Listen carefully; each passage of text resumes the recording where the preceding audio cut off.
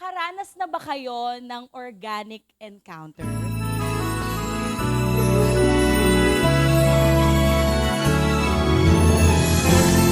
I am the way. So, Jesus is the way. Sabi ni Jesus, I am the way. Ibig sabihin, may direksyon ang buhay natin. Hindi tayo nawawala at hindi tayo nag-iisa. Kailangan lang nating makilala siya. Jesus is sort of like a guiding force para sa amin. Nandyan lang, kumbaga. Ginagabayan kami.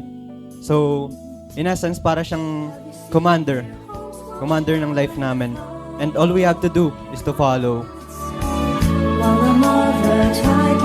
At dito papasok ang unang hakbang. At ito ay ang pagiging bukas.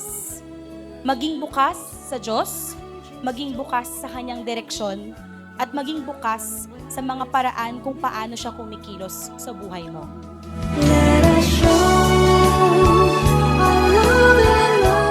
Kaya naman, ang ikalawang hakbang para sa organic encounter ay magpaakay. Tanggapin natin na may mga taong ipinapadala ang Diyos para samahan tayo. Hindi kahinaan ang magpaakay. Ito ay pagtitiwala. Just like you and me. Jesus as the model of our life.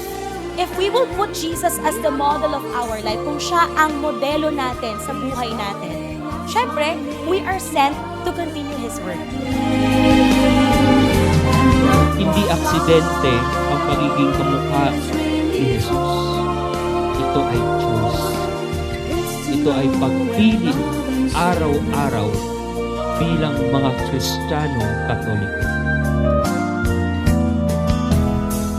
And we still believe that Jesus is with us. Even if may sakit kami, even if may problema kami, even with doubt, even if may pagkukulang kami bilang tao, we still believe in Jesus. Kaya, ang ikatlong hakbang sa organic encounter ay ang magmisyon. Kung ano ang natanggap mo, ibahagi mo. Kung paano ka inakay, umakay ka rin ng iba.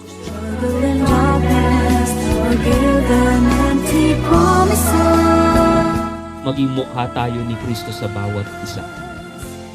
Sa pananalita mo, maging mabuti ka. Sa kilos mo, maging totoo ka.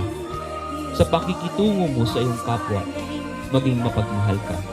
At higit sa lahat, ipakita mo si Jesus. Hindi lang sa loob ng simbahan, hindi lang sa iyong sarili, kundi sa totoong buhay.